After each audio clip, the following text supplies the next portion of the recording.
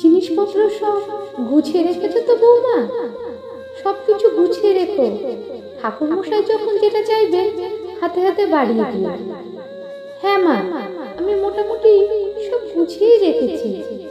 তুমি তো সব সময় জিনিস গুছিয়ে রাখো, আর কাজের সময় পাওয়া যায় না। আমি জানি তোমার কাজ কেমন, তাই বলছি দেখে শুনে মন দিয়ে কাজ করো। আর একটা কথা শোনো, আগামীকাল সম্ভবত মুনি আর জামাই আসবে, তাই খোকাকে বলো একটু ঠিক করে বাজার করে আনতে। আসলে শকুন্তলা দেবীর বাড়িতে 2 দিন পরে পুজো, তাই শকুন্তলা দেবী নিজের বৌমা অনুকে সব বুঝিয়ে দিচ্ছেন। বলতে বলতে 2 দিন পার হয়ে যায়। আজ শকুন্তলা দেবীর বাড়িতে পুজো, তাই জোর কদমে চলছে আয়োজন। অনু সকাল থেকে কোমরে কাপড় গুজে কাজে লেগে পড়েছে, যাতে করে শাশুড়ি যেন তাকে আর কোনো কথা না শোনাতে পারে। সকালে অনু অনেক শরবত করে সবাইকে খেতে দেয়। তারপর কেউ যদি শরবত খেতে না চায় তার জন্য চাও করে দিচ্ছে। ঠিক তখনই অনুর ননদ মণি বাড়িতে ঢুকলো। কি বৌদি, জোর কদমে কাজ করছো যে? হ্যাঁ গো, একটু করছি।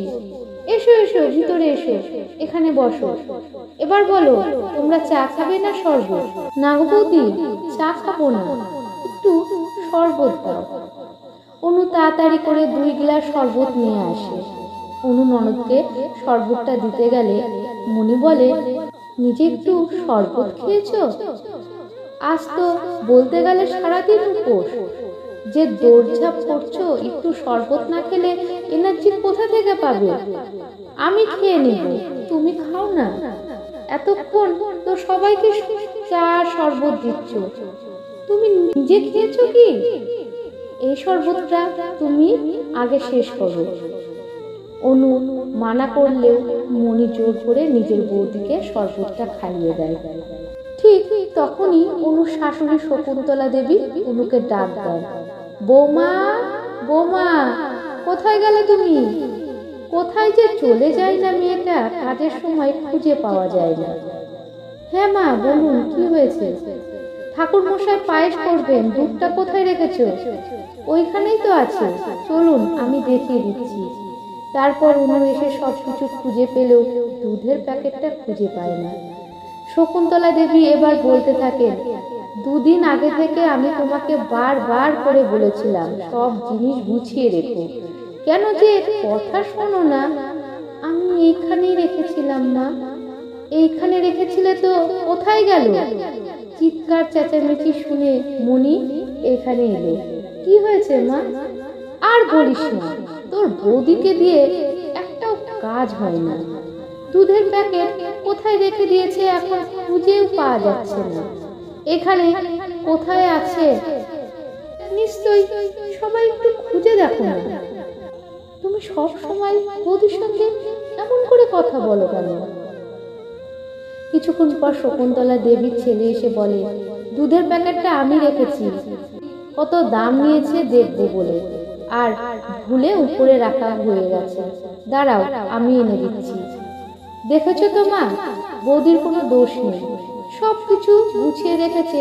তোমার গুণধর ছেলে যত গন্ডগোল করেছে, কিন্তু তুমি তাকে এমনি এমনি কতগুলো কথা শুনিয়ে দিলে, অথচ নিজের ছেলেকে কিছু বললে না।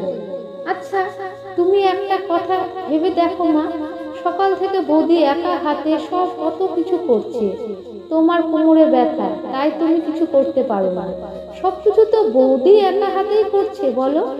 সেই জায়গায় একটু আধটু তো ভুল হবে, তাই বলে তুমি বৌদির সঙ্গে এইভাবে কথা বলবে? তুই থাম তো, তুই বাড়িতে এলে তুই বৌদির হয়ে বেশি কথা বলিস। তোর কাছে মা আপন না বৌদি? আমার কাছে দুজনেই আপন, কিন্তু মা বলে মায়ের অন্যায়গুলো মেনে নেব তেমন মেয়ে আমি নই।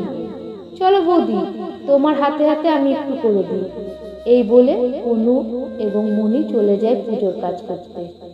সত্যি যদি সব পরিবারে এমন একটা ননদ থাকতো তাহলে হয়তো রায়বাঘিনী ননদিনী এই কথাটা তাৎপর্য বদলে যেত।